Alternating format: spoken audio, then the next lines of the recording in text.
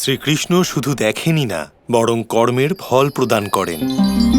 প্রত্যেক ঘটনা দ্বারা উনি আমাদের কিছু না কিছু শেখান, বুঝিয়ে দেন। আর এইবারও উনি এরকমই কিছু করতে চলেছেন। আর হয়তো আমিও এইবার ওনার এই মহান কাজে একটা ভূমিকা নেব।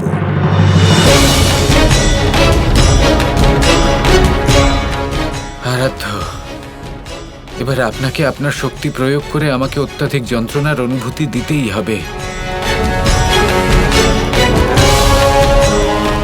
যথাজ্ঞা আরাধ্য।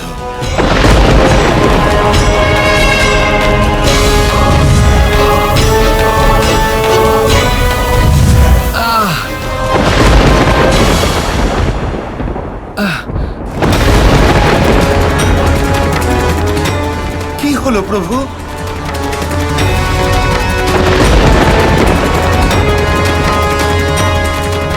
শ্রীকৃষ্ণ, কিছু তো অন্তত বলুন।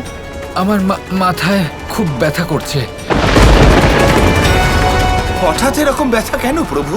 আপনি হাঁটতেও পারছেন না, আর এই বনে তো কোনো বৈদ্যও নেই। চিকিৎসা হবে কি করে? এত জোরে বাতাস বইছে, এটা নিশ্চয়ই শীতল বাতাসের কারণে হচ্ছে। শীঘ্রই কিছু করুন, আর পারছি না। আমি আপনার জন্য কিছু জড়িবুটি খুঁজে নিয়ে আসছি। হ্যাঁ, আমিও কোনো বৈদ্য খুঁজে নিয়ে আসছি কৃষ্ণ। আমি এক্ষুনি জল নিয়ে আসছি। কেউ একটা তুলসী পাতা নিয়ে এসো।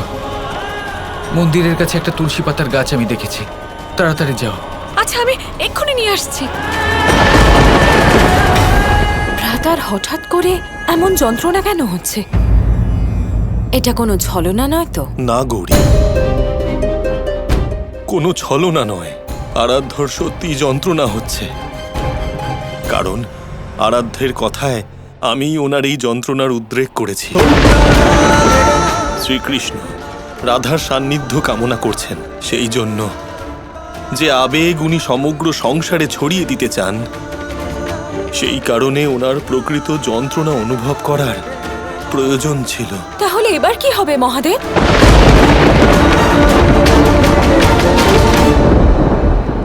শ্রীকৃষ্ণ, এই পাতাটা খেয়ে নিন। এটা খেলে যন্ত্রণা কমে যাবে।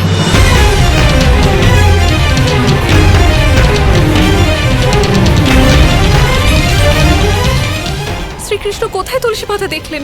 এখানে তো কিচ্ছু নেই। রুক্মিণী, তুমি এখানে? তোমরা সবাই তো কখন চলে গিয়েছিলে, তাই না?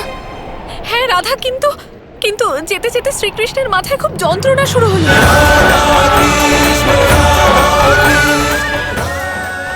সেজন্য উনি আমাকে এখানে তুলসী আনতে পাঠিয়েছেন। কে জানে তুলসী কোথায়? ওদিকে আছে তুলসী।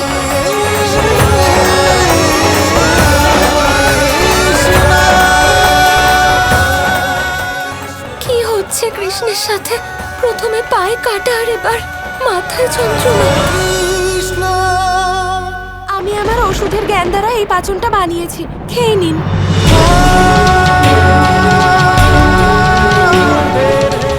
এতেও কোনো লাভ হলো না ভদ্রা। এটা কি করে সম্ভব? এই পাচন খেলে তো সমস্ত কষ্ট দূর হয়ে যায়। মনে হচ্ছে এবার শুধু একটাই উপায় আছে। শ্রীকৃষ্ণকে যত তাড়াতাড়ি সম্ভব দ্বারকার রাজভবন পর্যন্ত নিয়ে যেতে হবে। না, আরো একটু হাঁটাচলা করলেই আমার যন্ত্রণা আরো বেড়ে যাবে। আমি আর হাঁটতে পারছি না। শ্রীকৃষ্ণ, এই যে নিন।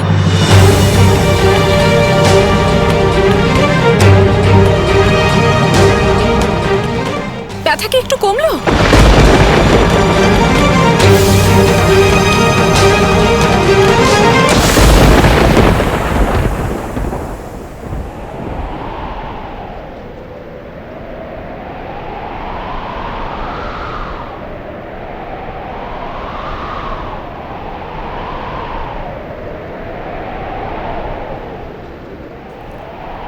শ্রীকৃষ্ণ নিজে আমাকে তুলসী পাতা নিয়ে আসতে বললেন। আর আর উনি তো নিজেই একজন বৈদ্য। আশ্চর্য ব্যাপার যে ওনার ওষুধও কাজ করছে না। চিকিৎসা কাজ করেছে রুক্মিণী, আর তুমি নিয়েও এসছো। আমি তুলসী নয়, রাধাকে আনতে পাঠিয়েছিলাম তোমায়।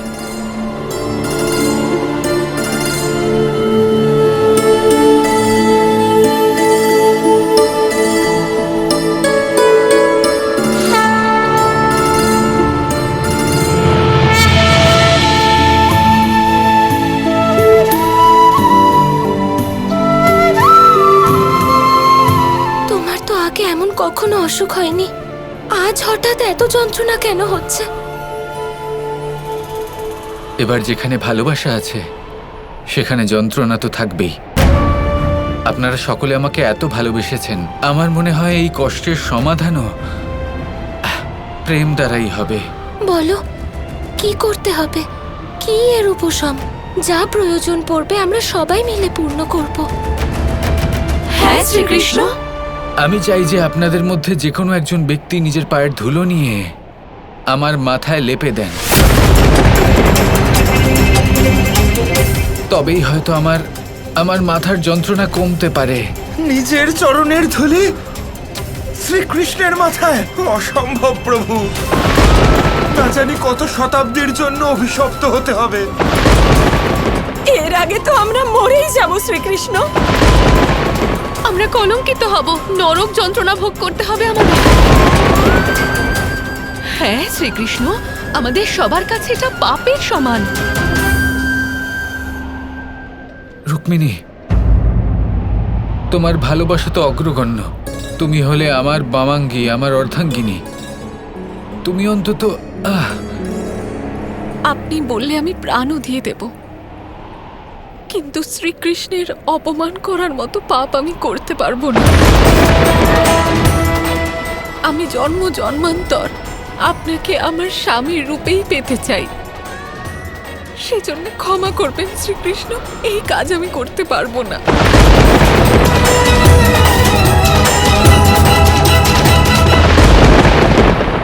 আমি দেব আমার পায়ের ধুলো, আমি দেব আমার পায়ের ধুলো, আমি দেব আমার পায়ের ধুলো।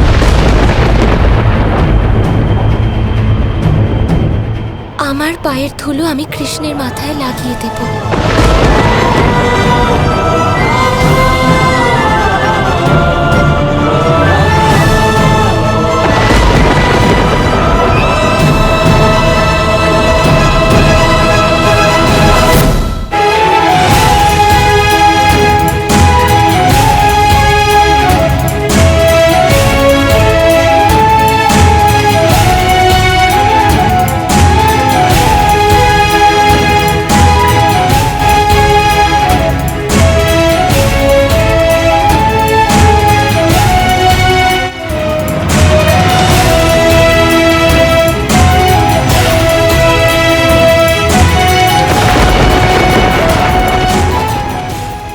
রাধা, এতে শ্রীকৃষ্ণকে অপমান করা হবে।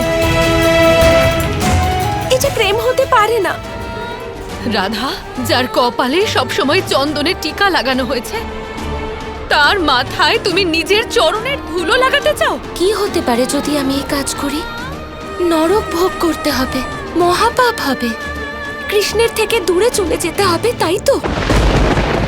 যতই কঠোর পরিস্থিতি থাকুক না কেন আমি রাজি আছি, কিন্তু কৃষ্ণকে এমন যন্ত্রণার মধ্যে আমি দেখতে রাজি নই।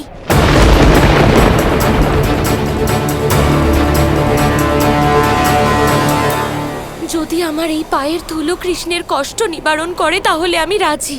আমি কঠিন থেকে কঠিনতম পরিস্থিতি সহ্য করব, কিন্তু কৃষ্ণকে এভাবে দেখতে পারবো না।